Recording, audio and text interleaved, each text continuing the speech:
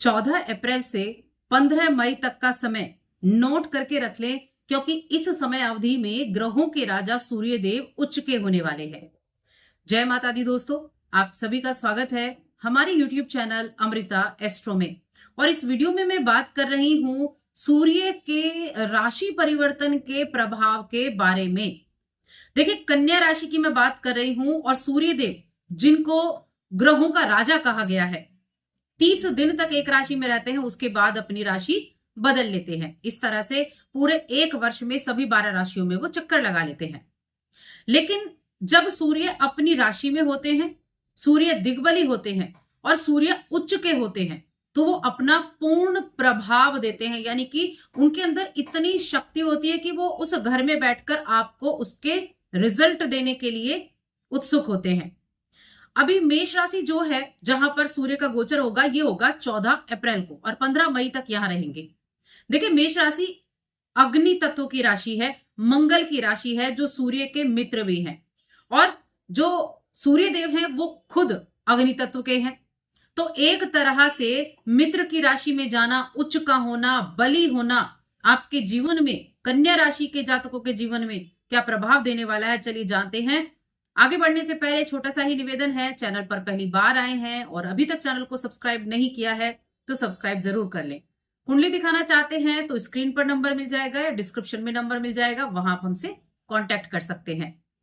देखिए, सूर्य पिता के कारक हैं, सूर्य आत्मा के कारक हैं, सूर्य हमें नेतृत्वता का गुण देते हैं, हमारे कॉन्फिडेंस को बढ़ाते हैं, हमें फेम दिलाते हैं। शासन प्रशासन के कारक सूर्यदेव हैं, सरकारी कार्यों के कारक सूर्यदेव हैं। और इस समय अवधि में कन्या राशि के जातकों के लिए देखा जाए तो 12वें घर के स्वामी हैं। अब 6, 8, 12 को अच्छा नहीं माना जाता। अब 12वां घर जहां नेगेटिव भी होता है तो कुछ मामलों के लिए पॉजिटिव भी होता है। अब यहां 12वें घर का स्वामी अष्टम में जाने वाला है। अगर आप कन्या राशि की कुंडली देखें यहां, तो अष्टम में जाएगा 12वें घर का स्वामी। अब यहां एक चीज आप देखिए, 12वां घर विदेश का है, खर्चे का है। अष्टम भाव क्या है? अचानक से होने वाली घटनाओं का है अष्टम भाव, विदेश से भी जुड़ा हुआ है अष्टम भाव, बड़े बदलाव का कारण अष्टम भाव दिलाता है। अब किस तरह के रिजल्ट, तो मैं कहूंगी कुछ पॉजिटिव भी होंगे और कुछ नेगेटिव भी होंगे। सावधानी रखनी जरूरी होगी। नेगेटिव में प्रॉपर नहीं कहूंगी, मैं कहूंगी सावधानी बहुत जरूरी होगी। सावधानी रखेंगे तो रिजल्ट अच्छे प्राप्त भी कर सकते हैं। कन्या राशि की मैं बात कर रही हूं, जो आपके जीवन में यहां बदलाव लेकर आएगा। अष्टम भाव बदलाव का है, अचानक से होने वाले, रहस्यमय गुप्त भाव इसको कहा गया है, आयु का भाव कहा गया है और साथ में ससुराल पक्ष का भी है। 12वें घर का यहाँ स्वामी आया है, तो एक तो विदेश से जुड़े हुए जो भी कार्य कर रहे हैं उनके लिए मैं कहूंगी अच्छा रहने वाला है। या फिर विदेश जाना चाहते हैं तो अचानक से ऐसी न्यूज मिल जाएगी कि हाँ, आपका तो काम बन गया है, आप तो विदेश जाने वाले थे, कार्य बड़े रुके हुए थे, कहीं आपका वीजा नहीं फाइनल हो रहा था, कहीं आपको परमिशन नहीं मिल रही थी और वो मिल गई। ये आपको पॉजिटिव रिजल्ट मिला। दूसरा है, बदलाव लेकर आएगा, अध्यात्म उन्नति आपके जीवन में लेकर आएगा। देखिए, जो गुप्त भाव है ना, उसको गूढ़ रहस्य का भाव भी आप कह सकते हैं। यानी ये रिसर्च का भाव है। ये एक ऐसा भाव है कि जिस चीज से आप जुड़ जाएं उसकी जड़ तक पहुंचना चाहें। यानी कि कोई भी आप चीजें अगर आप कर रहे हैं तो उसकी गहराई तक जाना। अगर आप किसी सब्जेक्ट को पढ़ रहे हैं, उसकी गहराई तक जाना।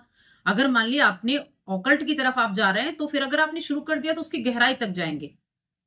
तो यहां अध्यात्म उन्नति आपकी हो सकती है। अपने आंतरिक शक्ति को आपको पहचानना है। पहली चीज, अपनी आंतरिक शक्ति को पहचाने और साथ में अपनी आध्यात्मिकता की तरफ आपको ध्यान देना है। ये मैं ये नहीं कह रही हूं कि आप सारी चीजें छोड़ के आध्यात्मिकता की तरफ चले, लेकिन जब आप अपने अंदर झांकेंगे, अपने ऊपर आपको विश्वास होगा क्या चीज हम अच्छी कर रहे हैं और क्या चीज हम अच्छी नहीं कर रहे हैं, तब आपको यहां इसकी अहमियत समझ आएगी। कोई भी व्यक्ति आपको विचलित ना कर सके, ये आपकी आंतरिक शक्ति पर डिपेंड करता है। कोई आपके सामने किसी तरह की बातें कर रहा है तो आप उस बात को सुनकर विचलित ना हो, अपने ऊपर इतना विश्वास आपको हो। यानी खुद के भीतर एक मजबूत पकड़ बनाकर चलना है।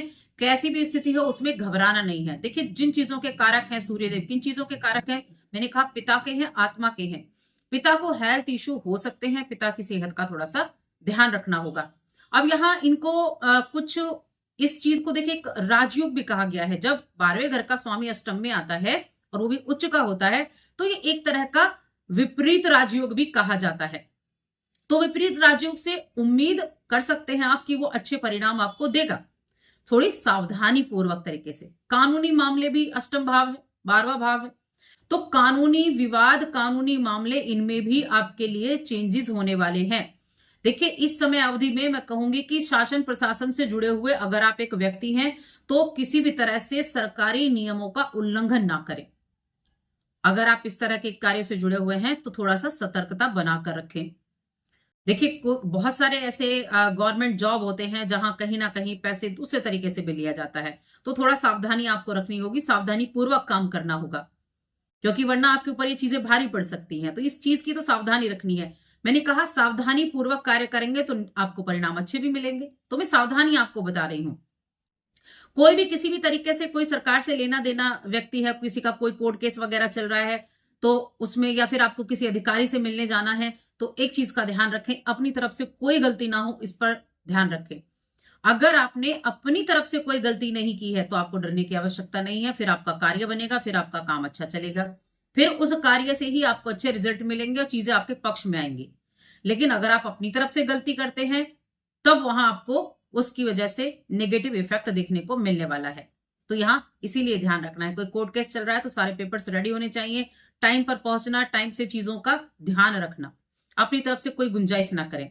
इसके अलावा अपने खाने पीने पर थोड़ा सा ध्यान दें, अपने रहन सहन पर ध्यान दें, अपनी दिनचर्या पर ध्यान दें, अपने रूटीन को सुधारने का काम करें, तब आप अपने स्वास्थ्य को अनुकूल बना पाएंगे, क्योंकि सूर्य आरोग्यता के भी कारक कहे गए हैं। और अपनी दिनचर्या पर, खान पीन पर ध्यान रख लिया तो आपका आरोग्यता भी आपके लिए, मैं कहती हूं, तय है। क्योंकि जिन चीजों के कारक सूर्यदेव हैं उनको भी तो रिजल्ट देंगे। अब उच्च में आए हैं, अष्टम में आए हैं उच्च में, तो ऐसा नहीं कि नेगेटिव आपको रिजल्ट देंगे। अष्टम भाव तो अच्छा नहीं है। अष्टम भाव ऐसी चीजों का है कि देखिए, अष्टम भाव को अगर मैं कहूं तो जिस चीज को लेकर आप एडिक्शन करते हैं, अब ये एडिक्शन आप पर डिपेंड करता है कि वो एडिक्शन आपका अच्छी चीजों के लिए है या बुरी चीजों के लिए है। अगर आपने किसी चीज को कंठस्थ करना है तो अष्टम भाव आपको वो कराता है, उच्च का सूर्य बैठकर कराता है। लेकिन अगर आपको दुर्व्यसनों में पड़ना है, आप लॉटरी खेल रहे हैं, आप सट्टेबाजी कर रहे हैं, तो अष्टम भाव क्या करेगा? अष्टम भाव मजबूत होगा तो क्या करेगा? वो आपको उन चीजों से ऐसे जोड़ कर रखेगा कि नहीं, जुआरी बन जाना। तो ये क्या करता है? अष्टम भाव है कि गहराई तक जाना है, तो उस कदर अपने ऊपर कंट्रोल करना कि आप जिन चीजों को चुने, अच्छी चीजों को चुने, अपनी तरफ से कमी ना रखें, तो उसकी गहराई तक जा सकते हैं। ऑकल्ट की तरफ आपका ध्यान हो सकता है, नाड़ी विशेषज्ञ की तरफ आपका ध्यान हो सकता है, क्योंकि कहीं ना कहीं यहाँ इनका ये गोचर आपको ऐसी चीजों से भी जोड़ेगा, विदेश से जोड़ेगा, विदेश से जुड़े हुए लाभ आपको देगा। अब अष्टम में बैठकर दूसरे घर पर आपकी दृष्टि होगी, पिता की जितनी रिस्पेक्ट करेंगे, पिता का जितना सम्मान करेंगे, उतना आपके लिए अच्छा होगा। परिवार वालों के साथ अच्छे से संबंध बनाकर चलें। धन का भाव है द्वितीय भाव, वाणी का भाव है द्वितीय भाव। मैंने कहा खाने पीने की चीजों पर, क्योंकि खाने पीने का भाव है द्वितीय भाव, मुख का भाव है ना, तो खाने पीने पर कंट्रोल करें। जो अष्टम भाव कह रहा है उस पर ध्यान दें।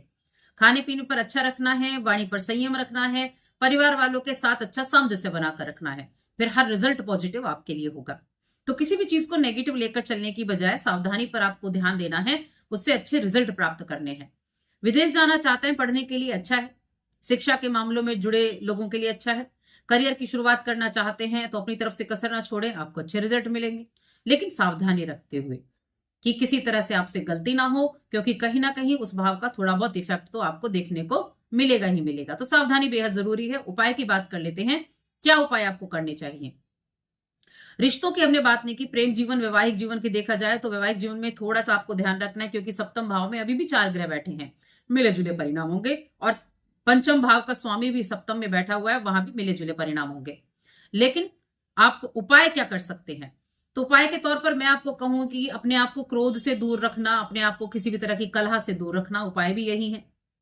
अपना चीजों पर सावधानी रखना, और एक कार्य कर सकते हैं, राम रक्षा स्तोत्र का पाठ करें, प्रतिदिन करना शुरू करेंगे तो भी मैं कहूंगी उच्च का सूर्य आपके जीवन में बड़े बदलाव का कारण भी बन सकता है। तो बस आज की इस वीडियो में इतना ही। वीडियो कैसी लगी हमें कमेंट करके जरूर बताएं। जय माता दी।